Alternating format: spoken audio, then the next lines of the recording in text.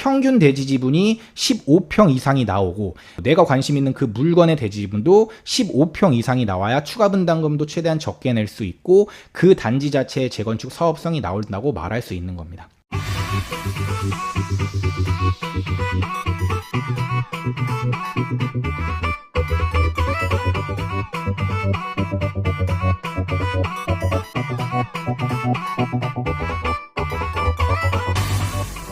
자, 먼저 체크포인트 3개를 짚고 넘어가야 될 것 같아요. 먼저 용적률의 개념부터 한번 보겠습니다.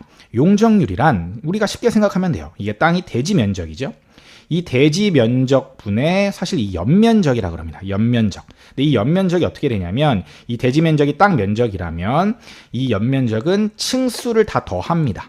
예를 들어서 한 개 층에 50제곱미터 50제곱미터면 이게 3개가 더해지니까 150이 되는 거죠. 그럼 전체 대지 면적이 100이면 100분의 150이 돼서 용적률은 150%가 되는 겁니다. 자, 근데 우리가 여기서 이것만 알면 되는 게 아니라 용도 지역 구분을 조금 봐야 돼요. 분당 지역은 대부분의 지역이 3종 일반 주거 지역으로 되어 있습니다. 그래서 3종 일반 주거 지역의 용적률의 핵심은 300% 이하까지 지을 수 있다는 게 핵심입니다. 이 300%를 1.5배까지 인센티브를 주겠다라는 게 이 특별법의 핵심 내용 중에 하나입니다.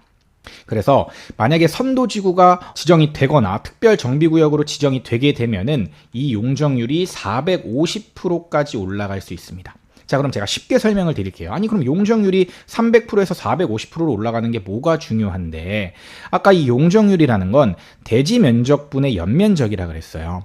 그런데 더 높이 지을 수 있다는 거겠죠. 그러면 높이 지을 수 있다는 건 지금 원래 15층짜리를 예를 들어서 20층짜리로 지어요.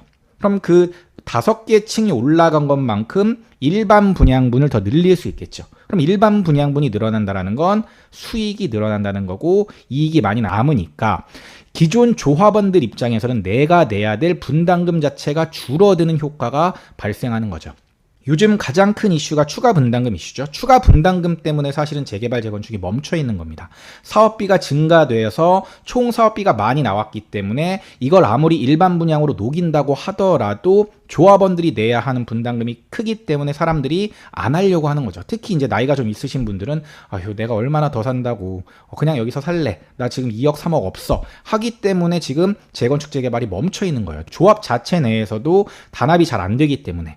그래서 이 용적률 인센티브를 주는 게 사실은 굉장히 큰 특혜입니다. 자, 그러면 용적률만큼이나 중요한 대지 지분에 대해서 한번 보겠습니다. 이 대지 지분이 굉장히 중요한데요. 이 대지 지분이 뭐냐면 일단 정의부터 보면은 대지권의 목적인 토지 면적 곱하기 대지권 비율입니다 라고 하는 건데 예시를 들어서 보는 게 조금 더 쉬울 것 같아요. 보시면 자, 똑같은 이제 땅 면적이 있습니다. A는 3층짜리 다세대 주택이고 B는 12층짜리 아파트입니다. 그러면 똑같은 대지를 갖고 있을 때 어느 쪽이 대지 지분이 더 클까요? 답은 A죠. 왜냐하면 12층짜리에 더 세대수가 많으니까 더 많이 쪼개 가질 거 아니에요. 그렇죠? 그러니까 3층짜리 다세대 주택의 세대수가 더 적기 때문에 아파트의 대지 지분이 더 많은 거죠. 그래서 정리를 해보면 이렇습니다. 같은 면적일 경우에 가구 수가 많은 아파트의 대지 지분은 당연히 적을 수밖에 없는 거죠. 그러니까 더 많이 나눠 먹으니까 적을 수밖에 없는 거예요. 내 몫이 적은 거죠. 똑같은 파이를 가지고 5명이 나눠 먹느냐 10명이 나눠 먹느냐 5명이 먹을 때가 더 많이 먹겠죠. 그 개념이랑 똑같은 겁니다. 대지 지분이 많아야만 재개발 재건축 시에 더 많은 단지를 지을 수가 있기 때문에 용적률이 낮은 것도 중요하지만 대지 지분이 큰 것도 굉장히 중요하다라고 하는 겁니다. 자, 여기서 또 하나 재건축 아파트의 대지 지분의 중요성에 대해서 좀 말을 하면은 대지 지분의 크기는 무상 지분율을 결정하는 아주 중요한 요소이다라는 거고 무상 지분율은 조합원이 추가 분담금 없이 입주할 수 있는 면적을 무상 지분율이라고 이제 흔히들 말합니다. 그래서 아파트 브랜드나 시공 능력, 시공사 선정에 굉장히 중요한 요소이고 재건축 후에 전체 수익금에서 조합원에게 무상 제공 면적을 산출하는 거죠. 그래서 지금 여러분들께서 하셔야 되는 건 이겁니다. 예를 들어 대지 지분이 15평입니다. 그런데 무상 지분율이 예를 들어 100%예요. 그러면 15평이 되는 거죠. 내가 재건축이 된 다음에 공짜로 받을 수 있는 평수가 15평이 되는 겁니다. 그런데 만약에 이 무상 지분율이 150이 되면 더 늘어나겠죠? 이 무상 지분율이 올라가면 올라갈수록 좋은 겁니다. 그러면 이 무상 지분율을 어떻게 계산하냐? 사실 어떤 유튜버들이나 아니면 블로그에서 자기 열심히 막 계산해 놨어요. 그런데 그거 다 안 맞습니다. 거기에 혹해서 그 사람이 실력이 있는 사람이다, 그 사람을 따라가야지, 이렇게 하실 필요가 없습니다. 왜냐하면 지금 조합에서 추가 분담금이 원래 3억이었는데 5억이 나왔다. 그 얘기가 뭐예요? 그 안에 들어가는 총 수입도 달라지고 공사비도 달라지고 뭐 분양가도 달라지고 이런 것들이 다 달라지기 때문에 이걸 계산하는 조합 측에서도 계산이 잘못됐기 때문에 나중에 추가 분담금이 늘어나는 거거든요. 물론 그 계산이 잘못되는 건 어떤 산수를 잘못했다라는 개념이 아니라 지금 공사비가 계속 늘어나고 있는 상황에서 앞으로 어떻게 될지 모른다라는 거예요. 세대수도 달라지고 공원을 어떻게 조성하고 커뮤니티를 어떻게 만들고 이 공사비에 포함되는 항목들이 너무나 많기 때문에 이것들이 계속해서 바뀝니다. 그래서 이걸 구하는 공식은 사실은 중요하지 않습니다. 왜냐하면 계속 바뀔 거기 때문에. 그리고 여러분이 재건축 아파트에 들어갔을 경우 이건 어차피 조합에서 다 해줍니다. 무상지분율 이런 건. 중요한 건 뭐냐면 내가 가지고 있는 그 단지 그 호수의 대지 지분이 몇 평인지를 정확히 아는 것. 그냥 대지 지분이 큰 걸 고르고 용적률이 낮은 거를 고르는 게 훨씬 더 중요한 거예요. 아까 대지 지분 설명을 드렸죠? 이 전체 대지 지분은 중요하지만 세대당 대지 지분이 중요합니다. 그래서 전체 대지 지분이 100평인데 세대가 5세대가 있으면 총 20평이 되는 거죠. 이 100평을 5개로 나누니까 20이 되는 겁니다. 그러면 여기서 중요한 건 이겁니다. 사실 이것도 그냥 러프하게 잡아놓은 거기 때문에 요것보다는 제가 이따가 설명드리는 개념이 더 중요한데 이겁니다. 자, 우리가 골라야 될 건 이겁니다.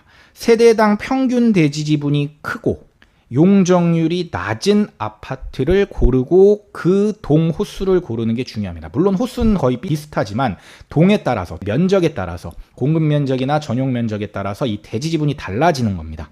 그래서 기왕이면은 면적이 큰 평형대가 큰 아이를 구하는 게 맞고 그 다음에 용적률이 낮은 아파트를 고르는 게 사업성이 가장 좋은 재건축 아파트를 고르는 팁이다 라는 거고 사업성이 가장 나쁜 경우는 용적률도 높은데 대지 지분이 작은 거 이거는 재건축 자체가 쉽지가 않은 거고 대지 지분은 큰데 용적률이 높아요. 이건 어떤 경우냐면 기존 평형이 보통 중대형으로 구성되면 이렇습니다.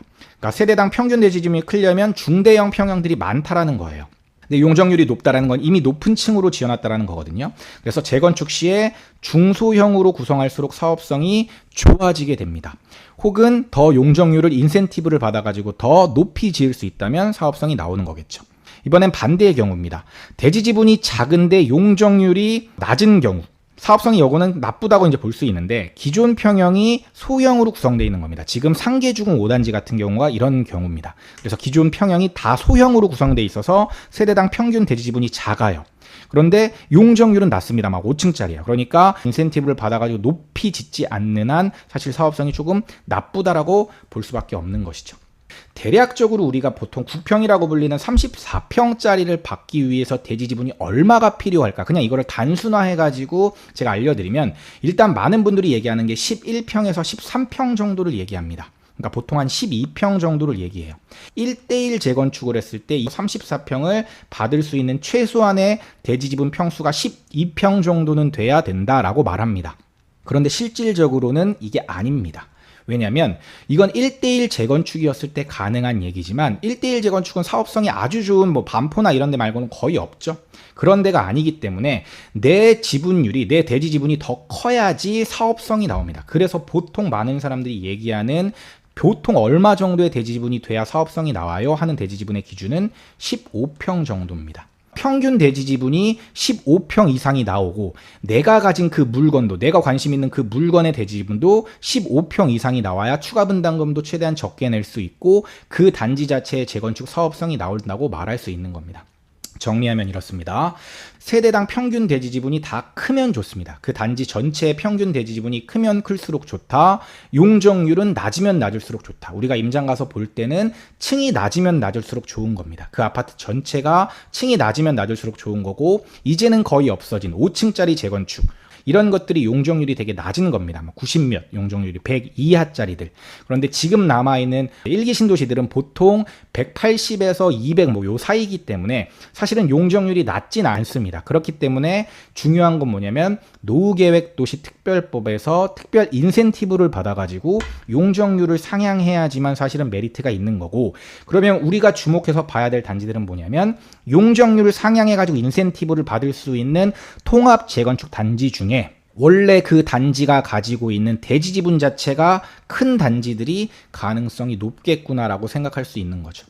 만약에 통합재건축으로 처음에 선도지구가 지정이 되지 않더라도 특별정비구역으로 나중에 지정될 수 있거든요. 선도지구가 아니더라도 그 후에 특별정비구역으로 지정이 되는 단지들이 있을 겁니다. 그러면 그 단지들의 중요한 요소 중에 하나가 바로 이 대지지분이라는 겁니다. 그래서 반드시 이 단지별로 대지지분이 어떤지를 체크를 해야 된다. 시크릿 브라더 채널을 구독, 좋아요, 알림 설정 부탁드려요.